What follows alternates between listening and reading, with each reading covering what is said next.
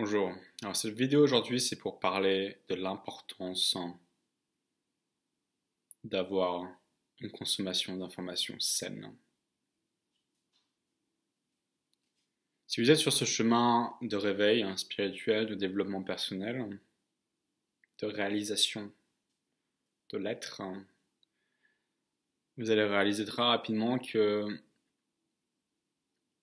énormément de la population actuellement, vous regardez ce qu'ils font toute la journée, ça regarde un écran.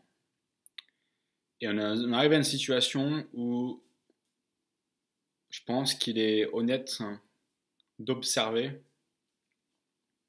qu'une partie immense, une partie majoritaire de la population utilise le digital comme échappatoire à la réalité de leur vie et comme un moyen de passer le temps en attendant la mort. Et je suis le dernier à avoir quelque chose contre le digital en soi, ayant été un passionné de technologie toute ma vie, ayant travaillé dans la technologie toute ma vie.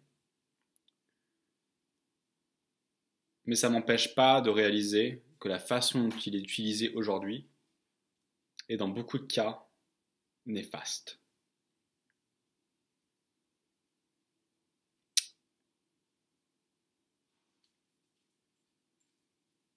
Il est important d'observer sa relation au digital et de se demander, est-ce que je suis conscient de mon corps? Est-ce que ma relation au digital m'inhibe dans ma connexion à ce qui se passe vraiment dans ma vie? Si la réponse est oui, il est nécessaire d'établir de meilleures limites de façon à faire de la place pour l'expérience humaine physique elle-même, qui est une ouverture forcément à ce qui est au-delà du physique aussi, au métaphysique. On ne peut pas être connecté au métaphysique, on ne peut pas être connecté au mystère plus profond de la réalité si on n'a pas la capacité d'être ancré stablement dans son corps physique. Et c'est là le problème que pose l'addiction au digital. C'est que beaucoup de personnes passent la journée sur l'ordinateur, digital, voilà, et vont passer toute cette journée en déconnexion complète de comment ils se sentent dans leur corps, de comment ils sont dans leur corps incarné. Et c'est paradoxal qu'en fait, on ne peut pas se connecter spirituellement sans prendre soin de la matière. Ça ne marche pas.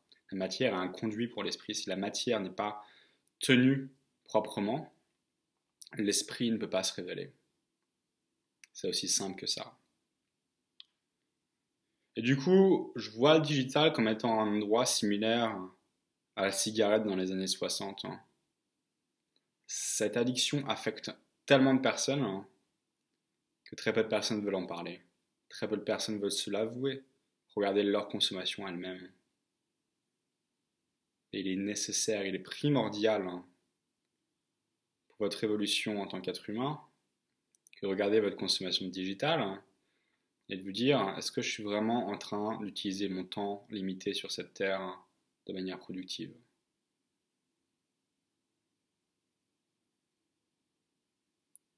Beaucoup de personnes répondraient non à cette question. Et c'est là la tragédie de la culture humaine actuelle. Mais c'est là aussi du coup le potentiel, l'opportunité qu'on a en tant qu'être humain si on réalise ça. Si on réalise qu'on n'utilise pas notre temps proprement, alors on sait quoi faire. On sait arrêter le gaspillage de notre temps et commencer l'utilisation plus profonde, plus utile, plus signifiante de notre temps. Et de cette façon-là, pour beaucoup de personnes, d'un point de vue très pratique, la méditation peut paraître comme être une perte de temps. Tu t'assois là et tu ne fais rien. Quand en fait, il y a très peu de choses dans la vie de beaucoup de personnes qui peut être aussi signifiante et importante que la méditation. Pour tous les mondes qui s'y ouvrent et tous les changements de vie et toutes les opportunités qui peuvent se manifester en réponse à cette clarté d'esprit et à cette ouverture au métaphysique à travers l'ancrage physique. Et c'est un message qui n'a pas été, qui n'a jamais été aussi important qu'aujourd'hui. Dans le sens où tellement de personnes sont tellement déconnectées de leur corps et tellement déconnectées de leur être. Et plus ça va, plus je pense qu'on va voir une évolution du transhumanisme avec tout un tas de technologies, on ne peut pas vraiment empêcher, qui vont avoir la capacité de plus en plus de nous immerser dans des mondes virtuels, réalité virtuelle, etc. Et plus on va voir ça, plus on va avoir de gens qui oublient comment se connecter à eux-mêmes. Et qui du coup, à travers ça, pensent que le monde physique, que le monde dans lequel ils sont, est ennuyeux et pas très riche, alors que le monde virtuel est tellement infini dans ses possibilités. Et plus ce phénomène se passe culturellement, plus il va être nécessaire de se souvenir de la vérité. Et la vérité, c'est que le monde physique dans lequel on est peut paraître pauvre de par la description qui en est faite dans la culture moderne, mais en fait le vrai monde de potentialité infinie. Le vrai monde où tout est possible. Le vrai monde où la richesse infinie se trouve. Alors que le monde digital est en fait, n'étant qu'une extension de notre imagination, limitée par la conception humaine. Et du coup, plus ça va, je pense, plus on va avoir deux groupes de population. On va avoir les groupes de population qui sont pas conscients de ça, qui s'enfoncent dans le transhumanisme, et des groupes de population rebelles qui se reconnectent à la Terre, qui se reconnectent à la réalité de leur expérience physique, et qui essayent de rappeler à l'autre groupe leurs racines, là d'où ils viennent, l'importance de se reconnecter à cette réalité et à cette vérité si familière au final. C'est de là qu'on vient, on vient de la Terre. C'est important, c'est un message important. Et du coup, je vous souhaite d'être du bon côté,